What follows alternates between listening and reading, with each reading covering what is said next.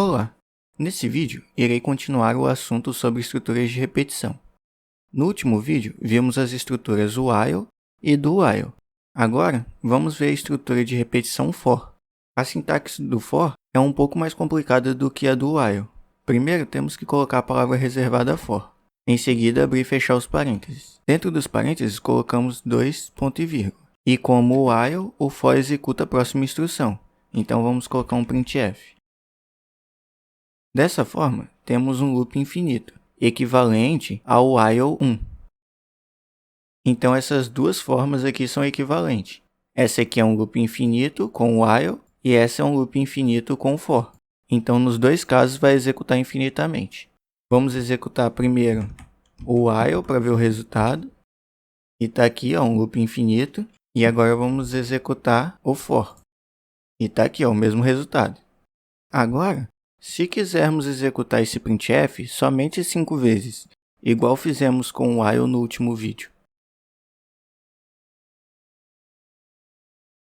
Então, aqui temos um contador que começa em 0 e o escopo do while vai ser executado enquanto o que estiver dentro dos parênteses for verdade, ou seja, enquanto o contador for menor que 5. Então, se executar aqui, ele vai executar 5 vezes. E chegar aqui, ele vai entrar em loop infinito de novo. Então, vamos comentar aqui e só ver que esse resultado aqui vai executar só 5 vezes. Aqui, executou as 5 vezes, igual fizemos no vídeo anterior. Então, por enquanto, nada de novidade. Agora, como fazemos esse mesmo resultado com o for?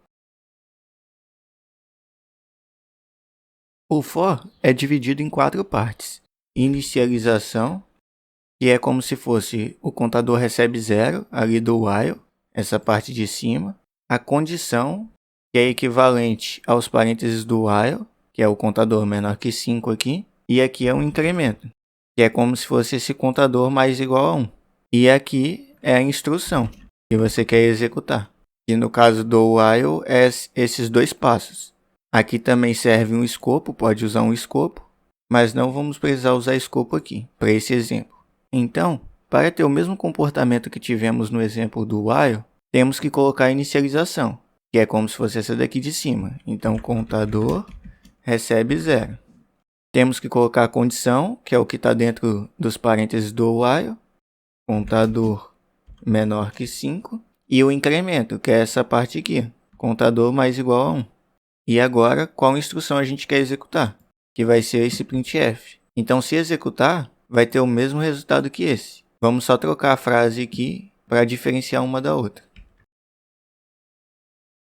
Então, se executar, vai ser impresso 5 vezes dentro do while e depois 5 vezes dentro do for.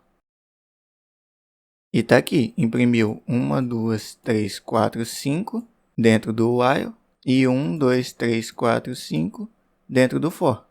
Agora, vou explicar qual a ordem de execução das 4 partes do for.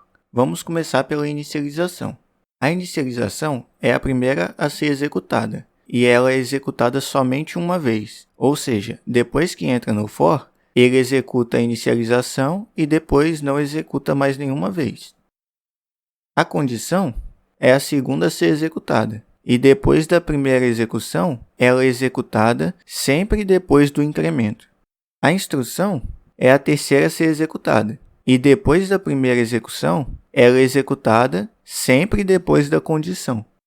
E o incremento é o quarto e último a ser executado, e depois da primeira execução, ele é executado sempre depois da instrução. Então, vamos ter a seguinte ordem.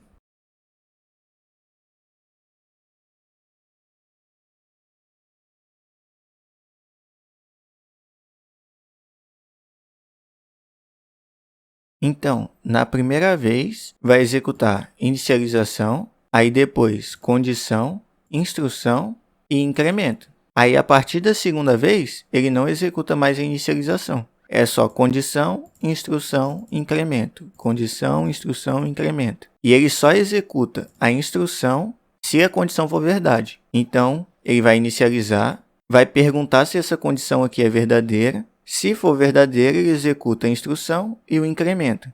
Depois volta para a condição. Se a condição for verdadeira, ele executa a instrução, incremento. Volta para a condição. Se for verdadeira, de novo, instrução, incrementa, volta para a condição. Se for verdadeira, instrução, incremento e assim por diante. Volta para a condição, instrução, incremento, volta para a condição, instrução, incremento. Até a condição for falsa. Quando a condição for falsa, ele sai e não executa mais. Então é isso aí. No próximo vídeo, vou fazer alguns exemplos de uso para as estruturas de repetição e mostrar o funcionamento das palavras reservadas break e continue. Valeu por assistir. Falou!